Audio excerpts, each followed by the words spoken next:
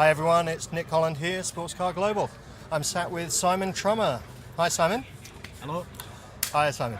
You're with CEFC Manor TRS Racing, the team that I always used to love to call just Manor, but we have to get it in there. So it's been, shall I call it a challenging year so far for the team? I think there's been some challenges through the season, but yesterday looks good, qualifying. Yes, I mean the team is quite even. They raced last year already in LMP2, but the team is still quite new to the championship. So, but the team has a huge potential. Yeah. I mean the pace in Silverstone and Spa was there. We had the pace all the time through, but just to be on the top, it needs everything now these days in LMP2. It's just drivers, team, everything needs to make a perfect job. And yesterday we saw again the pace is there. I mean, Oreca and Vitaly, they did lap times very, very quick. Myself, I did race runs in the night very good. So the pace is there. Now we just we work on our teamwork, let's say it like that, and I'm sure we have a good package. Yeah, and I think with John Booth and Graham Loudon, given their heritage in Formula One and so on, they know about those little incremental gains, the little things they need to do and the little things they need to do a little bit better to get that next level of performance. Obviously, one of the key ones is you've chosen the right car. You've got an Oreca. How is the 07? How do you find it? I mean, just what you say about the team, Graham and John, they're brilliant people. I like them a lot. The team is doing a fantastic job. The Oreca is a beautiful car to drive. I mean, the last 2 years I drove an LMP1. LMP1 is it's a different story. It's faster. Let's say it's faster. But compared, the Oreca it feels like a GP2 with roof actually. It was my first impression I had in Monza, and it just makes fun to drive the car. A lot of downforce. The power is there. The brakes are fantastic. So it's a very nice car. Yeah. I mean, I think the bike collies that you drove last year, you had issues with the engine, the power delivery. You know, there were lots of things getting in the way there, and it's wonderful to see the step that they seem to have made in performance through the change of the power unit. Yes, of course, because I'm friends with the team, so I'm still speaking to them. I follow them, and I know what's going on inside the team, and I'm really happy to see that they can improve, because what they do and how they do it, it's a huge work. It's what they put in this car, and for me it's also still a pleasure when they are in front of the LMP2s. Yeah. But they're only just in front, and obviously when it comes to a 24-hour race, you're going to need to run reliably, and that's what's going to deliver the result. They just have a single car. Your team has two cars, so you can help each other as team cars to try out different solutions on tires or pressures or.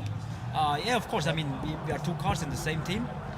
Both cars are the same cars, same team. So we can help each other. We see the data. We have all the meetings together, and we can help each other. We can push each other, of course. But at the end is, I'm racing with my two mates, and the other guy is racing for itself. So it's one team, but still it's a bit. It's not like you look for yourself. We help the team, but it's at the end it's 24 and 25. I recall a team manager early in the season saying to me that actually LMP2 is the new LMP1. You look at the performance of the cars, breaking that 3-minute 30 barrier. It's certainly, it's a class to be in at the moment.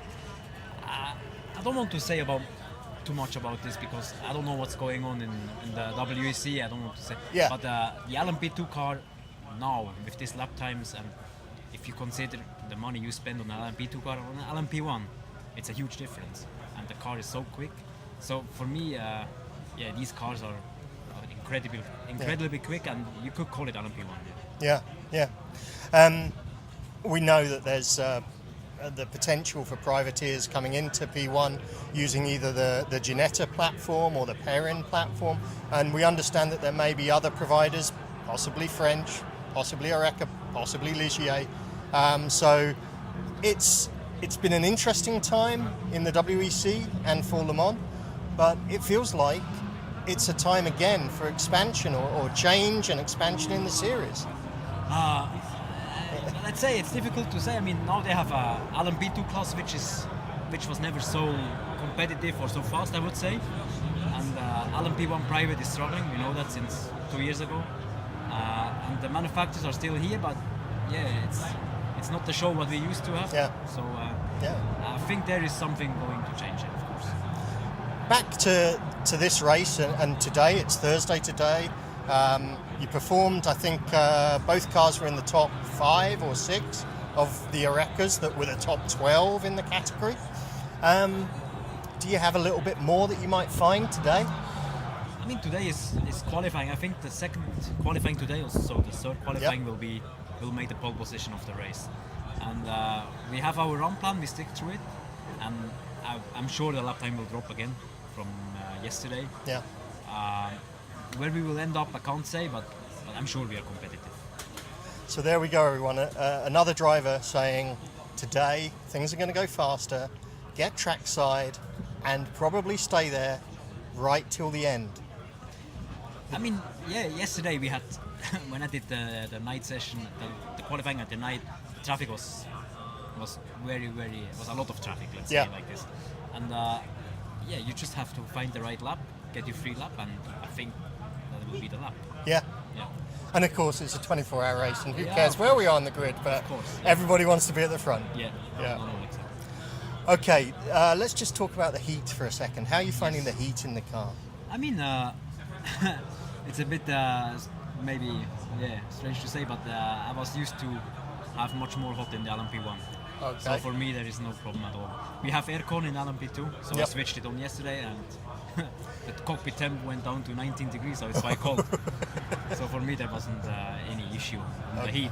It's hot outside, but it's if you race in Austin, it will be 10 times more. Okay, a little bit of information which you might want your engineers to hear or not hear, but at Porsche, they are trying to run the cockpit as hot as possible to the limit of 32 degrees.